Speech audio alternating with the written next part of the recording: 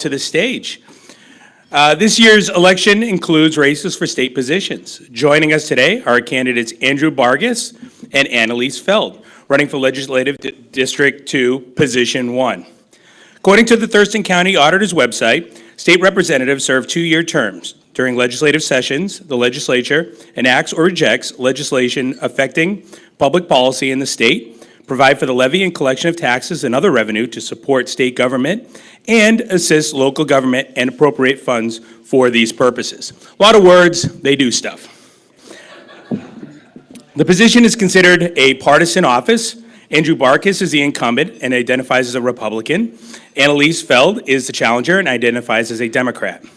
Washington's 2nd Legislative District is one of 49 districts in Washington State for representation in the state legislature.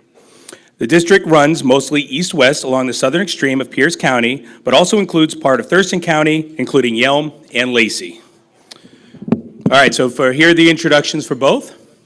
Andrew is one of 9 children and grew up in Chehalis, Washington. He started his first business at the age of 11. He is an Eagle Scout, a graduate of Seattle University, go Redhawks, and owner of Hometown Property Management. Andrew is a longtime member of the Lacey Chamber of Commerce, Yelm Chamber of Commerce, Lacey Sunrise Lions, Gateway Rotary of Thurston County, okay, just seeing if you guys are listening, and the National Federation of Independent Businesses. He currently serves on the boards of the Thurston County Boys and Girls Club and Homes First. Andrew and his wife Lisa are the proud parents of 2 sons, Cameron, 24, and Evan, 15. Anneliese is a Washington native and attended Spanaway Junior High and Spanaway Lake High School. She attended Pierce College and graduated from UW Seattle School of Social Welfare. I put Go Huskies. All right. Anneliese interned for the House Ways and Means Committee in 2012 and worked at the Thunderbird Treatment Center and Rythers Child Center as a social work intern. She received a USDA fellowship at the University of Illinois, Go Fighting Illini, to earn a master's degree in public health and PhD in human development. Anneliese is completing her dissertation on the impact of child care, licensing laws on the participation in federal child nutrition program. While in grad school, she married Josiah Feld, and they have 2 daughters, Annette and Annabelle. In August 2017, the family moved back to Graham, Washington, where Josiah has a small business remodeling and painting homes. Okay, so the candidate forum, you guys all know how it works, but I'm not Doug Mah, and so I'm going to have to fill in the role. First of all, a moderator will determine which candidate speaks first. As we did last week, since Andrew is part of the club, we're going to have Anneliese speak first, and then rotate back and forth from there on out. Each candidate will provide a 2-minute introduction, followed by questions from the moderator, and that's me, and an opportunity for each candidate to ask their opponent a question, ending with a 1-minute close from each candidate. I'll serve as timekeeper and keep in the spirit of Gateway Rotary with the Doug Mah shuffle, and that means as I get closer to you, your time's running out, and if I physically move you off the stage, your time is gone. So let's start off. Each candidate is allowed to make a 2-minute introductory statement, and as I said, we will start with Anneliese. Anneliese. All right, I'm a little short, so thank you so much for that introduction, and thank you for having me here this morning. I'm glad that traffic didn't slow me down too much. I was able to get here just on time. So you did a wonderful job telling a lot about my background. I think that what I'd like to add to that is that I didn't plan on running this year. As he said, I'm finishing my dissertation. My husband has a small business, and I have 2 children. I like being with my children and my family. This really happened because I felt like I wasn't being represented. I actually started out my life very, very poor, raised by a single mother. My mom did an amazing job working her way up, but I saw that the system is really geared against you having upward mobility when you start at such a low point. And regardless of doing everything right, you can still have a lot of setbacks. And looking at the policies that are being put forth in Olympia, I just felt like I wasn't truly being represented. And then when I saw certain policies that were really kind of a hit on women, and looking at my 2 young daughters, I started to get even more upset. But I think the tipping point finally came when my husband and I went to take our daughters fishing, and we found out that the rivers were so toxic that if we went fishing, we couldn't take any of the fish home.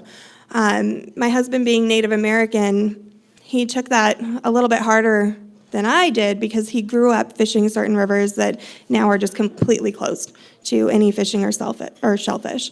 So I think there's a lot of priorities that I have on my own agenda, but overall, I really think that there's a lot that we could do to strengthen our government. I think there's a lot that we're doing right, but there are a lot of things that just don't make a lot of sense. And there's a lot of examples that we have. We're one of 50 states.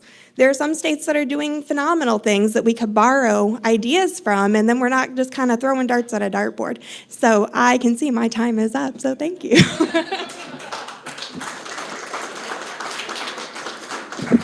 We're going to be switching this mic from up and down for the duration. Andrew, your opening 2 minutes. Thank you. Well, I just want to first of all thank everybody for being here this morning, and to thank my opponent Anneliese for driving down. I know how challenging the second district is huge, so every time I go up there, you got to calculate the time. So I'm glad you took this opportunity to come into a favorable crowd for me. Of course, this is my club, but it takes a lot, and just the fact that you're running alone is to be commended. So I appreciate that. I'll spare you a lot of the who I am because I think most of you know me. I've been embedded in this community for over 20 years. I've been an active member of so many different organizations, not only as a business owner, but as we say in Rotary, service above self. People ask me all the time, Andrew, why did you run? You know, you have a successful business, you're doing all these different things. Why are you running for office? Well, I too saw a need. I saw a need that we needed to bring a different perspective to the House of Representatives. I saw a need that we needed to bring a small business person into the mix, somebody who understood regulation and the impact of taxation and the decisions that were being made that maybe people didn't quite think how they would impact the person on the street. So I took that small business and I took it to the House of Representatives. But more so, it's an extension of what we do in service. Being in public office is a natural extension of public service, service above self. So I have a family, I can totally appreciate having children and doing that, and you have to ask, how do you find the time to do it? And running a business and having a 15-year-old in high school, thank you, my wife, running him all over the place, he drives soon, can't wait. It is a challenge. It's not a part-time job. It takes a ton of time. And we do a lot of different things. And we're certainly not throwing darts at a dartboard when we're spending 18 plus hours a day in session working on things that are going to impact millions of people throughout the state of Washington. Whether it's taxation policy, whether it's education policy, whether it's mental health, or something that's near and dear to my heart, housing. So I'm looking forward to the opportunity to answer some questions today and get a little bit more out there. And just one more thing, thank you, Scott Spence, for finally defining what a Bearcat is. WF West High School Bearcats never knew. Thank you, Andrew. So now we're going to be going on 1-minute responses based off of these questions. Andrew will be up next to answer first and then followed by Anneliese. The question is, what are the 3 most pressing issues facing the Thurston County, facing our state, and how will you address them? Starting with Andrew. Well, first of all, I believe there's more than 3. There's a lot of things facing. Education still comes to mind, but we have moved somewhat beyond that with the decision and the policy work that we've done. To me, the 3 things are housing. We have a housing crisis that the state of Washington is facing. We're 225 plus units short of housing, of all types of housing. Second would be our mental health and health care. We have a huge crisis going on with regard to mental health. Many of you have heard about what's going on with Western State, the amount of money that's being poured in, the decertification, and the fact that we have people who need help throughout our state with mental health, addiction, and other things along those lines.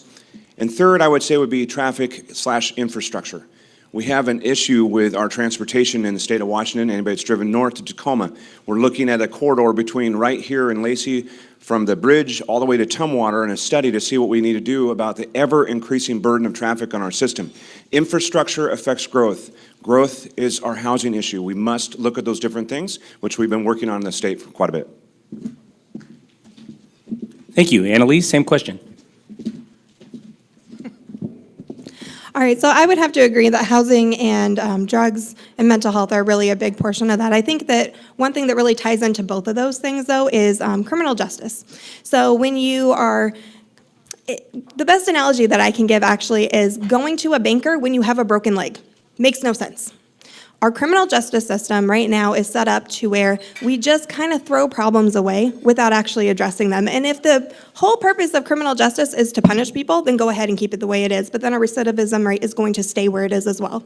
The way that we need to address that issue is to, you can still punish people, that's okay, but then you also need to provide resources to help people stop the behavior that got them there in the first place, and that's not actually happening right now. Andrew Barkis mentioned Western State. That's one of the few places that people can go to, and really, mental health is a huge issue here. Same with drug addiction. I worked in drug addiction for a while, and I know how scarce those resources are. So if we combine our solution for housing, drug addiction, mental health, and the judicial system, I think we can actually make a lot of good progress. Thank you. Okay, the following questions are going to be from club members. Again, 1 minute response on each. This question is from Bill S. Is the legislature's McCleary fix good enough, or does it need more work? If so, what areas do you feel need improvement? And we'll start this time with Anneliese. Okay, thank you for that question, because you're right, no, it's not good enough. I've talked to a lot of people in different school districts where a lot of their resources actually have been kind of scaled back. So Eatonville School District is in the 2nd Legislative District, and they're one of the school districts that's actually having a really hard time with this. Some of the students that live furthest away from the school, so the students that need transportation the most, actually won't have transportation anymore. They also had their nursing staff scaled back. There's only 5 schools in Eatonville. They now have 1 nurse to serve all of the schools part-time. So no, McCleary did not fix a lot of issues. I think that it was really good for more urban areas, but rural populations have some unique challenges. Same with growing districts, like Bethel School District is one of the fastest growing school districts there are. It doesn't address infrastructure issues like needing more schools. So I think that we need to expand our view of what fully funding schools means in order to actually address the issues that students and teachers are facing. Thank you. Andrew, same question. Thank you. Yes, McCleary did solve the issue of fully funding the constitutional requirement as set forth by the courts. The courts decided that in September when they declared that we had done that through the work that we've done over the last several years, which I've been part of for the last 2.5 years. We've increased funding to almost 52% of our general fund budget now is going towards schools. The next biennium, we're going to be looking at over $23 billion going into education. Problems do exist. There were bills last year to try to tweak some different things, and we said, wait, we shouldn't be doing that until the dust settles. This goes into implementation in 2019. The property tax, the settle between the levies, everything else along those lines. As far as Eatonville, I've met with every superintendent. I've got great working relationships, and Eatonville kind of got caught in between because they went out to levy, and they did pass their levy, and so they had it at a higher rate, so they received extra money. And now with the shift going on, they're kind of caught in a quagmire because they are going to be facing a budget shortfall of about $1 million. So we are looking at solutions that we can do that with transportation and other things with education. Will there be more work? There's always more work. Thank you, Andrew. Next question is from Tom C. What is your experience working in the private sector? And this time we'll start with Andrew. Thank you. Working in the private sector, I've been working in property management and real estate for over 25 years and back here for 22 in this region. Bringing that small business, starting out with one other person and building it into a company where I now have 19 employees. I've owned 3 different companies. We have been very successful doing that, and it's been an honor to provide employment to so many people, and more importantly, housing to literally thousands and thousands of people in Thurston and Pierce County. But that perspective of small business really gives the key to understanding taxation, regulation, and impact. When we pass things like $15 minimum wage, it may sound fantastic on some occasions, but we also have to look at the impact that is on the employer. When we pass paid sick leave and other things that are great benefits, but they all have a cost. And if you don't understand it from a business perspective, it's easy to vote yes on something without understanding what the cost is going to be. So bringing that perspective again to the legislature gives me an advantage, and I've actually been able to work with my colleagues on both sides of the aisle to educate them on what it means to be a small business owner. Thank you. Anneliese? Well, the majority of my time, I've actually worked in nonprofit sector, but like many teenage girls, my first job was retail. I was quickly a manager, so I have a lot of managerial experience in retail, and then I moved on to working for KeyBank for quite a few years. Like I said, I am a social worker at heart. I have done a lot of work with nonprofits, either on a paid or a volunteer basis. But for the last couple of years, 1 year here and 5 years in Illinois, I've helped my husband run his small business. So I have been able to adapt to every aspect of owning a business, because when you own a small business, you are the business, every single part of it. So I agree there's a lot of challenges that small businesses face. I know that the B&O tax is something that has been talked about a lot, maybe restructuring the way B&O and businesses are taxed, and I think that that is something that we should look into. I think on a federal level, we need to address corporate welfare in the private sector. In Washington State, we can't do that until the entire nation does it, because we cannot be the only state not doing it, and I will leave. Thank you. This question will take a minute to ask, but then a minute from each respondent. Anneliese will be going first. Washington State is very dependent on sales and use tax revenue, and the sales tax is widely considered one of the most regressive taxes.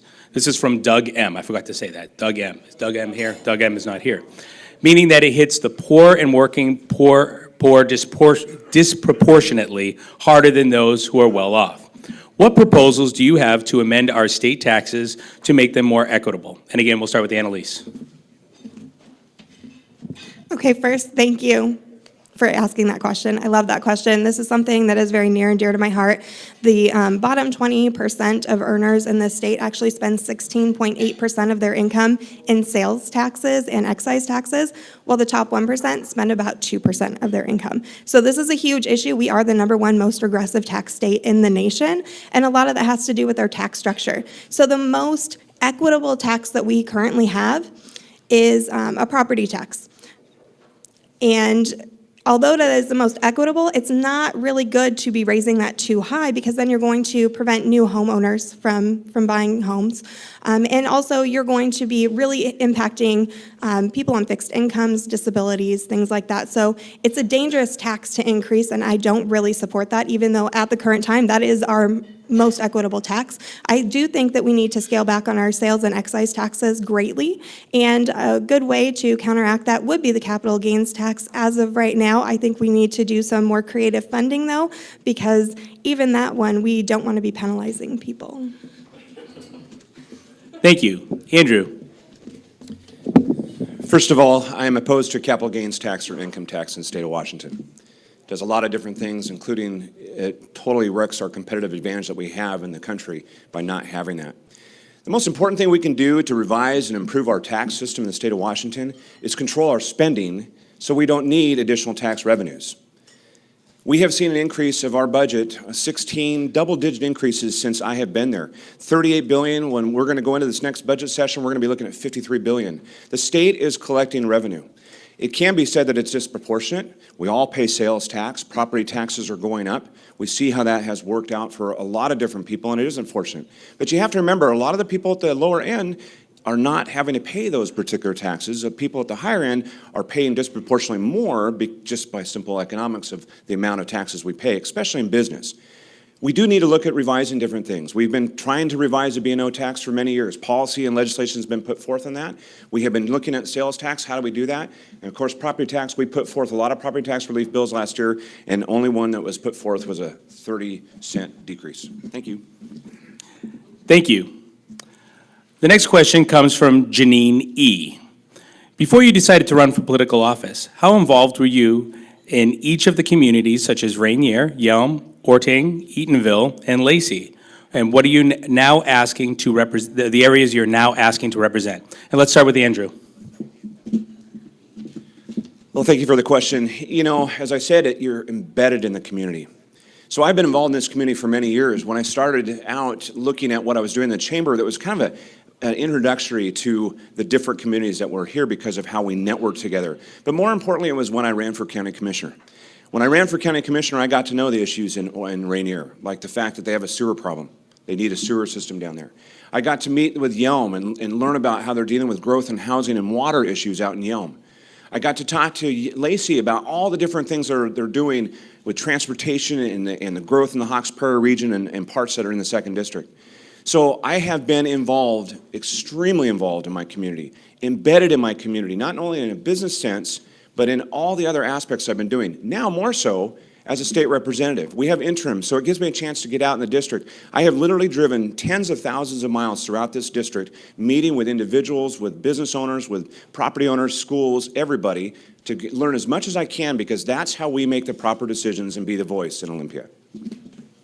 Thank you. Anneliese? So you've probably never heard of me before this.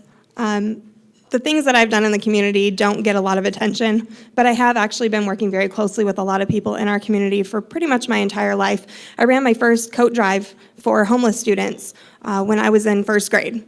I have had a lifetime of service, from working in volunteering in soup kitchens and food banks, going to homeless encampments, doing different drives of different types, working with Girl Scouts, Campfire, mental health issues. I'm just not a person that is the face of any of these organizations. I'm the one that's out there at the park with my children, bringing a bag with me and picking up trash, so that way when we leave, it's cleaner than when we got there. So you may not have seen me, but I have definitely been here my entire life, always trying to make our communities better. Thank you. The next question is from Tom C. What is your experience working to solve the affordable housing challenge in our communities? And we'll start with Anneliese. So there's a lot of opportunity actually here that's really gone untapped. One of the issues that I've been talking to with people who habitually rent is the high cost of moving. So when people move to a new house or apartment, they have to pay first and last month deposit. And then also, if they have poor credit, which the majority of renters do, they also are going to be hit with an extra fine, which can be up to an entire extra month's rent. That can be very, very challenging for people to come up with, especially when it comes with all the other costs of moving, like cleaning out your previous place, getting a rental truck, time off of work if needed. So it's very burdensome. What that means is that when these people choose to stay in their current location, rent can go up every time their contract is up, and it doesn't have to be equal to the cost of the market. I actually have quite a few people close to me that are experiencing this right now. And so I think that we can do a lot of things to put this kind of in check, either by limiting the fees that can be placed onto renters based on credit score, instead of things like previous rental history and employment and income. I will leave with that. Thank you. Andrew? Well, to properly answer this question, we need about an hour, 2, 3, or maybe a couple days. This is a huge issue, but I'll take the 1 minute. Thank you. First, one word: supply. We need to increase the supply of housing in the state of Washington on all levels, whether it's on the public, private, whether it's rental houses or multifamily. It doesn't matter. We need to increase the overall supply. How we do that is we have to get at whether the cost drivers are forcing us to see these high rents and high costs of homes, and that is the cost of building, the regulatory burdens, the income impact fees, sales tax, property tax. So I can tell you about tons of legislation I'm working on right now. I'm working with a bipartisan. I've already worked bipartisan. I've proven that over the last couple of years on several different bills, which is HB 1570, working on the dock recording fee, which was specifically for dealing with our homeless issue. As far as renters, source of income, there was a bill that had been stuck for over 8 years that I helped get passed, which directly impacts the ability for renters to do Section 8 and other sources of income in the state of Washington. So, huge issue. Thank you. So we're at the last question, which is your questions. Each candidate will have the opportunity to ask a question of their opponent, any question. The opponent will have 1 minute to respond. The opponent will then have an opportunity to ask a question, and the opposing candidate will have a minute to respond. So let's start with Andrew asking Anneliese. Thank you. The question I'm thinking about today really is about public safety and the concern of public safety. So I was reading through one of your questionnaires that was done, and it had to do with about the militarization of police forces. And the quote was that you're not so much concerned about the militarization, but really concerned about police forces in general. It's a pretty broad statement. So being that was a statement, and being in the second district with the Mountain District and everything else, how would you propose, with that background, how we can do better to provide better public safety from the state to the county to the local levels to make sure our police force are well equipped to be able to protect the citizens of the second district? Okay, so I'm going to go back to my banker analogy here. Like, if you have a broken leg, you're not going to go to a banker. The majority of calls that police force go in some areas to respond to have a mental health component. They don't have training in mental health. It's unfair to them, and it's unfair to the people that they're responding to. Now, I think there's a few different ways that we can approach this. We should be giving police officers more training and more support in how to handle mental health issues. That is a big issue. We can also have some community partners. There's other states that have used a community partner model where mental health professionals have a little tiny bit of police training, and they get to sit along with police when they make those calls. Now, another issue with police force is bias. Everyone has internal bias.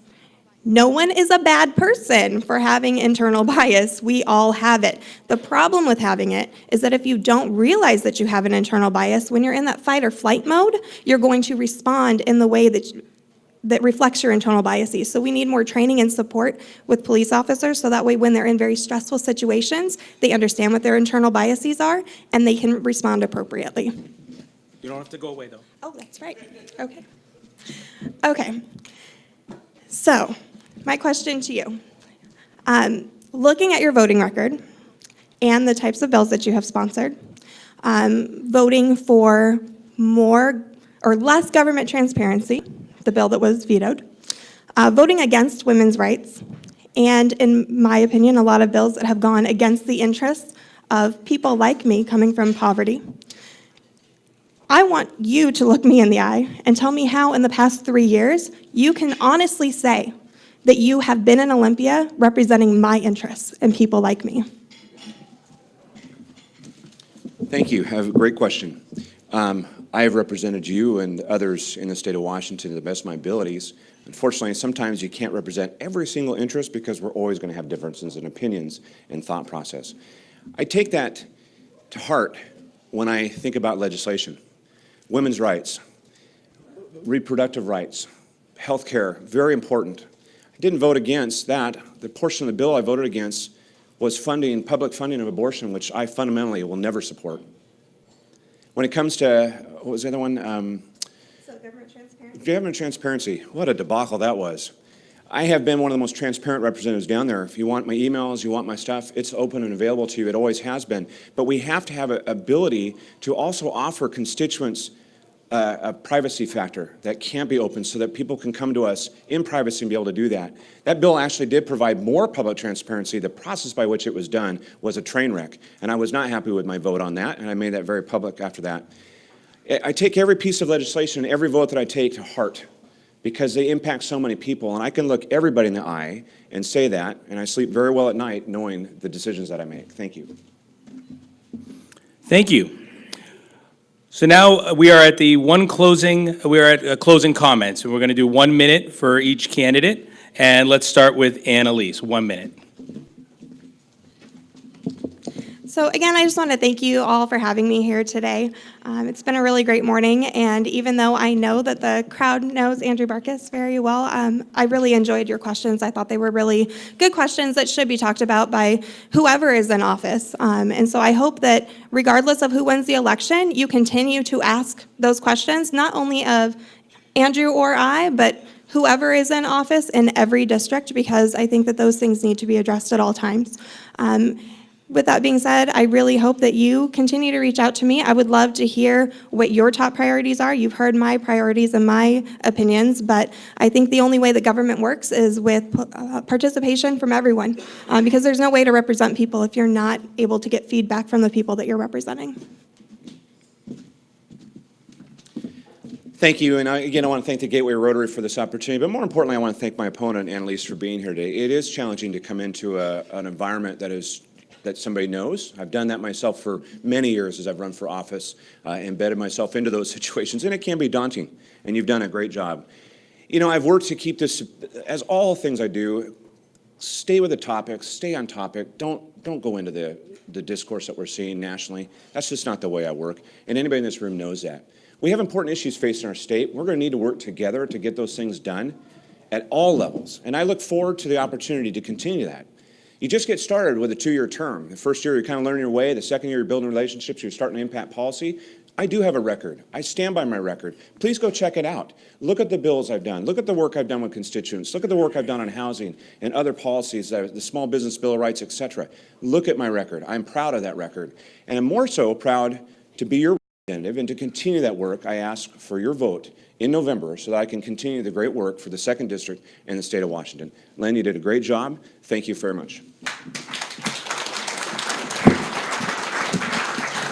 Thank you very much. And just to say one last comment, it's very bold for people to run for a political office. And if it was easy, more of us would be getting involved with it. It is challenging putting yourself out there. So I'd really like to hear a really warm applause for both candidates today.